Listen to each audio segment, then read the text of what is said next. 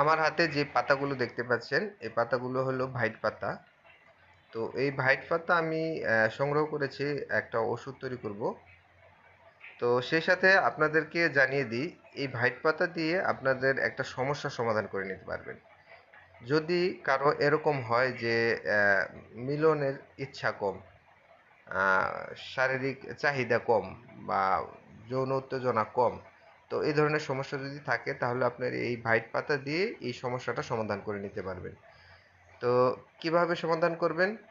প্রতিদিন সকালে এই ভাইট পাতা রস করে খালি পেটে খাবেন। কিছুদিন খেলে দেখবেন যে আপনাদের এই সমস্যাটা মানে সম্পূর্ণরূপে সেরে গেছে।